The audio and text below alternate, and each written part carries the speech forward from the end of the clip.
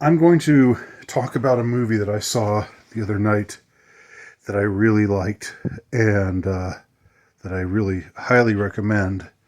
But it's one that I think it's more than that. I think I know a lot of you will look up, and when you see what it's about, for ideological reasons, you will say, "Fuck no, I'm not going to see that. No way." I don't even care what Andy says.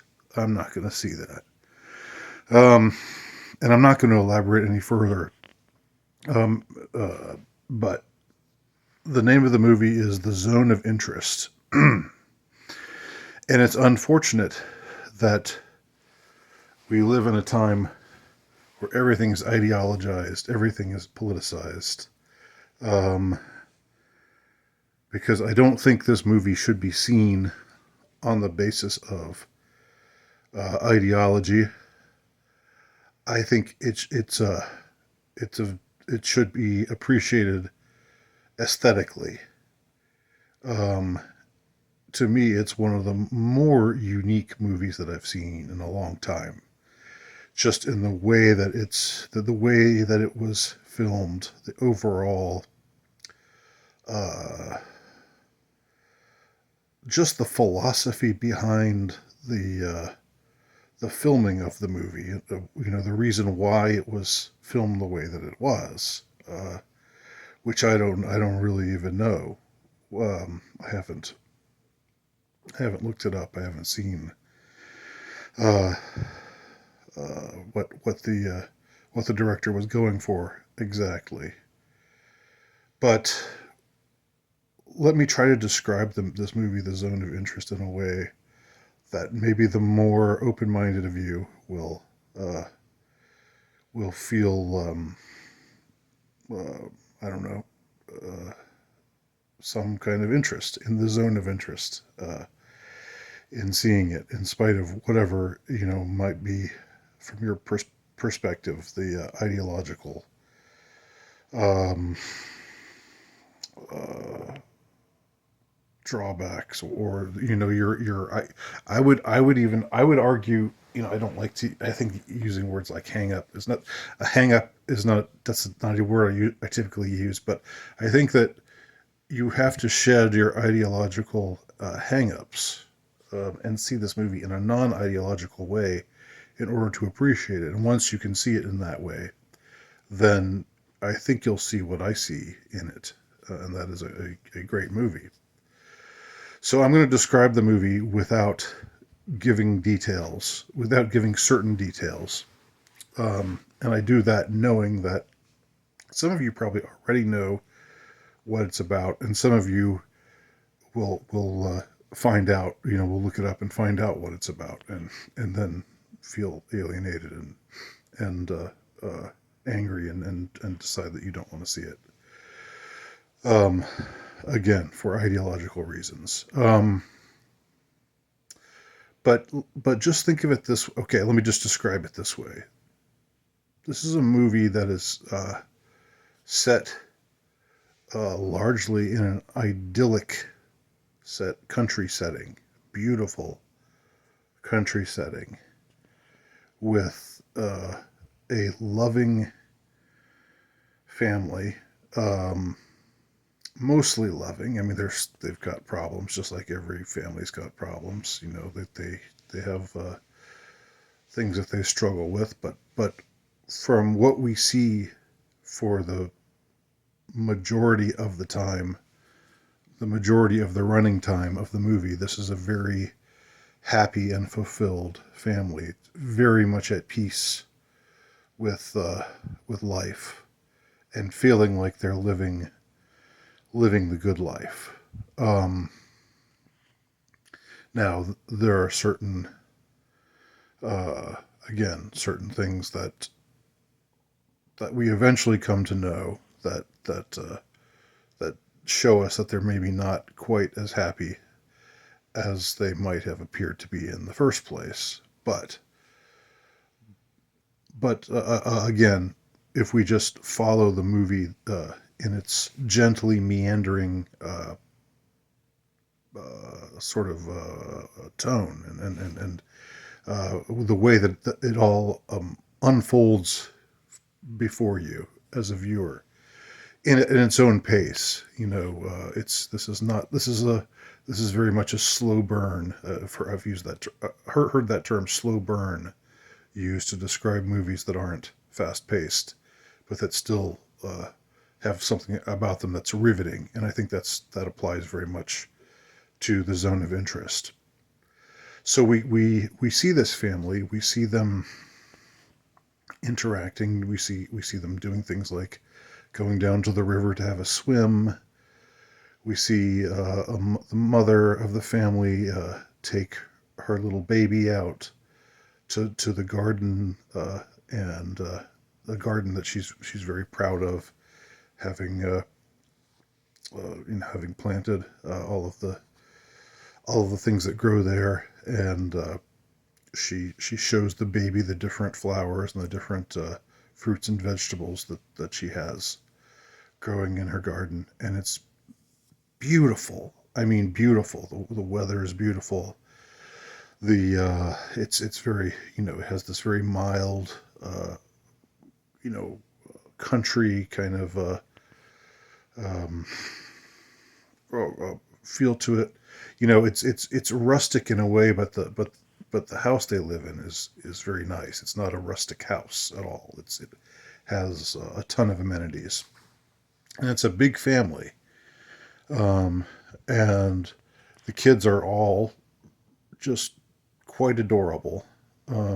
There's a younger son and an older son, and there's two girls, I think, if I'm remembering right, and then there's one little baby, uh, who I don't know whether I can't remember whether the baby's a boy or a girl.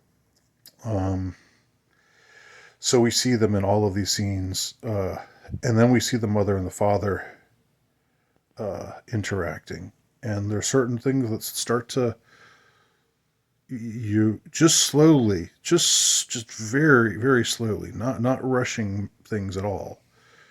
You start to see that all is not perfect in this seemingly perfect home, and that a lot of the tension stems from the fact that the father has a job, uh, which is a very important job, but it's one that he's it sort of stretches him to his limits.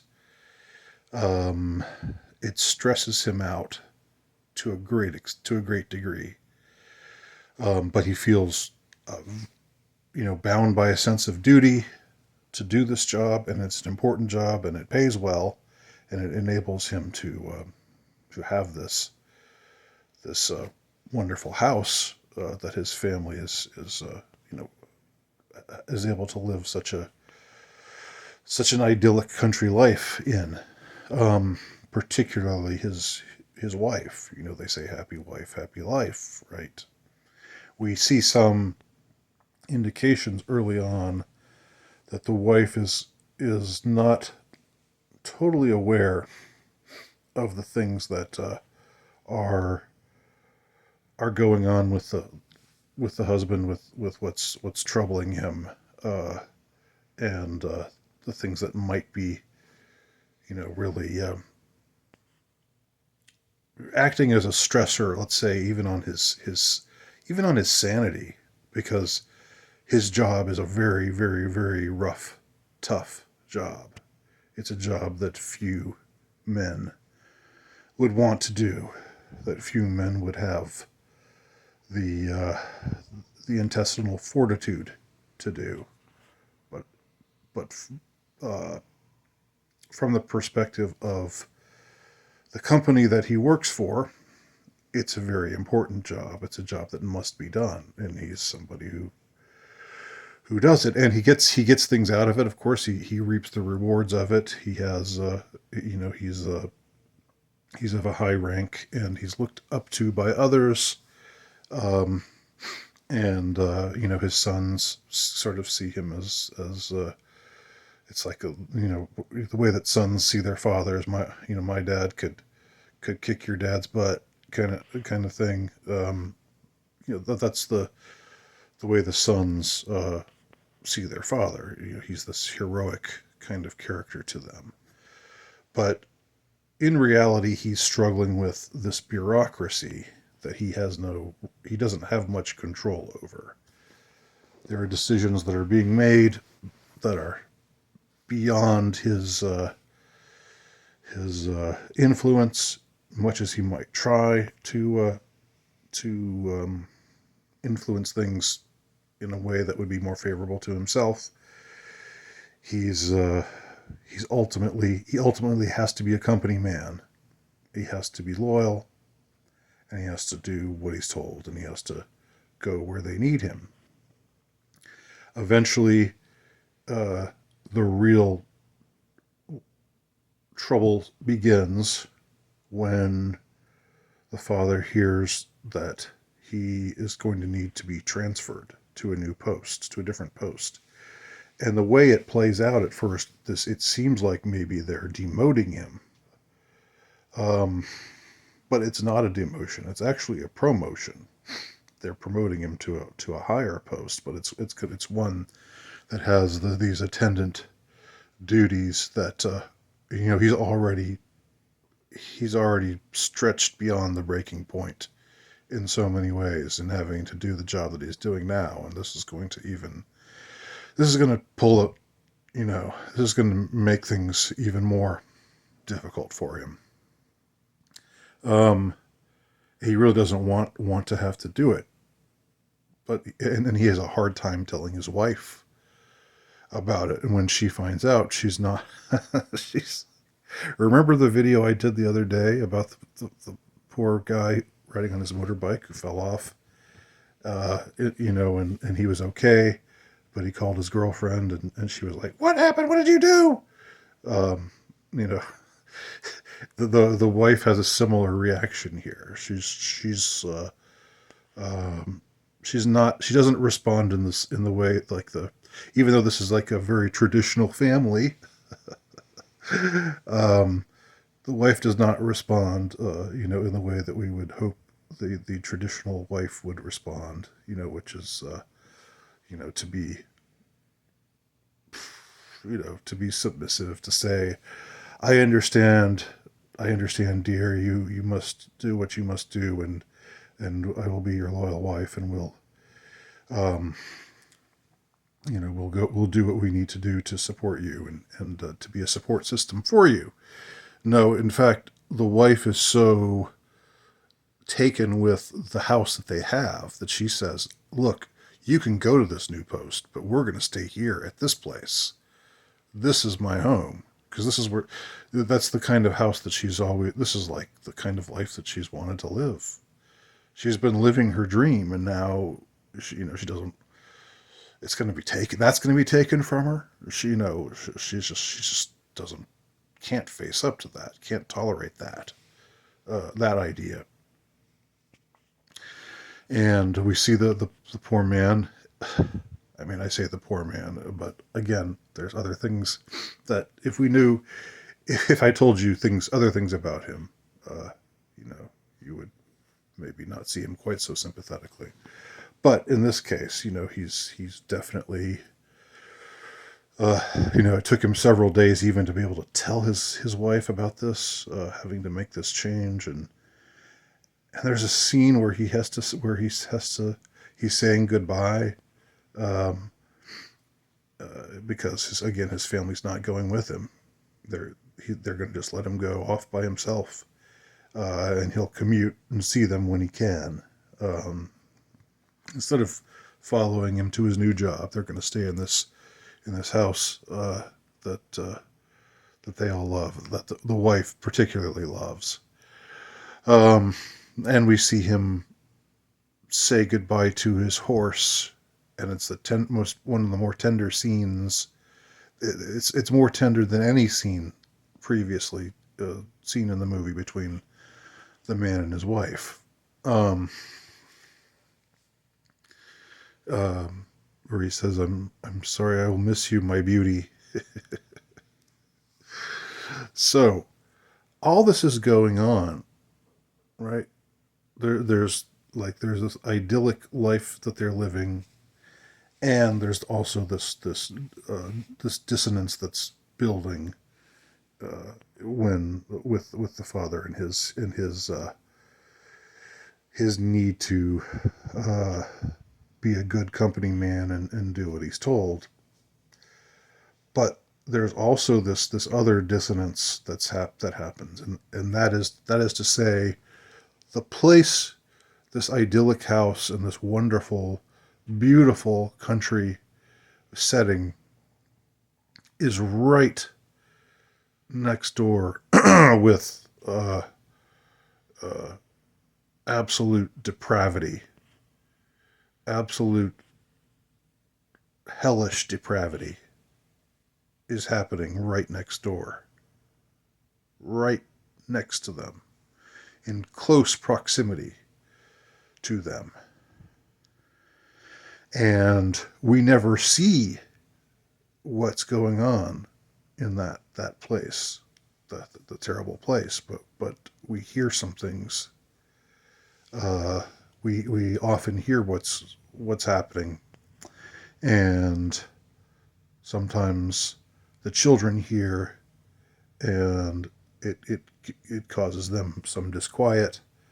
Um, the the mother's the mother's mother, the grandmother, comes to visit for a little while, and what she hears over there just takes such a toll on her that she eventually has to leave. She just leaves and leaves this note behind, uh, presumably saying why she can't stay. At first, they kind of make jokes about it. They kind of make light of things. They make light of the situation. They treat it as if it were fairly normal, but it's not normal. It's highly abnormal, and it's highly again uh, it's evil and depraved and cruel and all of these other things. So it's like, not, I was going to say literally, but not literally, figuratively. You've got heaven and hell right next to one another, and sometimes the artifacts of hell, sometimes things that happen in hell uh, have a uh, have an influence. Let's just say that exceeds the walls of this hellish place, um, and you see things that you wouldn't care to see, that you wouldn't want to see, that you really don't even want to think about. You want to just push what's going on over there. You really just want to push that all to the side, and just not even consider it at all. And and then we see the father go and do what he has to do, and we get the feeling that, and he goes and goes to some meetings with some colleagues, some very high level people, um, and it's this very it's this the company that he keeps is kind of a strange paradox, because on the one hand, they're all very manly men, uh, and but on the other hand, there's this real pecking order, and there's this, like, you get the impression there's like uh, obsequiousness is just something that you have to display. You have to just show this fawning uh, obeisance, obeisance. How do you say that word? There's a word I'm going for, but I can't. I don't know how to say it, so I probably shouldn't use it. There's You're supposed to just fawn over your superiors, um, and the head of the family, the father of the family, you know, he's learned to do that. He's nothing more than a company man. he's not a bad man per se. Looked at it, I mean, from a certain point of view, to quote Obi-Wan Kenobi, from a certain point of view, he's not a bad man, not a particularly bad man. But he's loyal. He's a company man, and uh, but it's there's something about, look, the kind of work that he does that's really closing in on him, and it's seeming to have even an effect on his health. And we never know for certain. We're never told for certain that he is unhealthy, or that he's contracted some kind of illness, or some serious illness, or anything. But there are a couple of scenes near the end of the movie where we see him uh, almost vomit, or actually he does vomit. So he's just walking along and suddenly he stops, and um, um, and he heaves. I don't know whether they're dry heaves or not, but it's like a disturbing scene to watch, of course. And it makes you wonder: is it happening because of certain physical aspects of his work, or is it happening because of emotional, psychological aspects of his work, or both? Um, these are questions that the movie leaves unanswered. There's a lot of questions that the movie just leaves unanswered, and I think that's what's so great about the movie. That's what I appreciated so much about it, is that it takes this highly emotive uh, kind of situation, this highly politically charged, ideologically charged situation, and it really just it plays like the camera just plays the role of observer. You barely ever get the impression that you're being directed to feel a certain way, think a certain way. It's more like, here's what's going on, and we're gonna just show you all of this and be unsparing in what we show you, but we're also not going to tell you uh, uh, what to think or how to feel. Um, we're going to leave that up to you. So the film keeps this respectful distance from its characters, and also from the audience, and ultimately uh, lets you reach certain conclusions without it being jackhammered into your mind, you know, without it being this believe this, believe that. Um, okay. So I think it's a great movie, and I highly recommend it.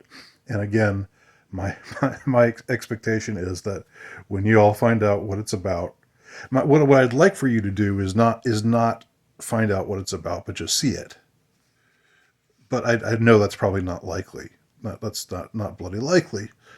Um, I think the less you know, the better. Um, because as I said before, this isn't really so much a movie about ideology. It's about this. It's about this particular family and these particular circumstances, and it's about you know a man's duty to his job, and his duty to work, and his duty to uh, the to do what's considered right by the company that he works for, that he's pledged his fealty to, uh, while at the same time, you know, having to having to deal with maybe a certain natural revulsion from certain things that he's being asked to do. Ultimately, I think it's a very compassionate movie. There's a real compassion that it has for all of its characters, even though obviously we're not supposed to think that particularly some of them, we're not supposed to think that they're good people. But I think that's part of what really impressed me about it so much. So that's my talking up of this movie, the, the zone of interest. So I don't know. I don't know if even one of you is going to see it now. Uh, I really don't. I mean, you know, I tried. That's all I can say is I tried, and don't get mad at me for well, you can get mad at me. Do whatever. Get mad at me if you must. But you know, I think I think beyond any ideology, this is a great movie, and it's worth seeing. So there you go. Leave your angry comments below. Thanks for watching.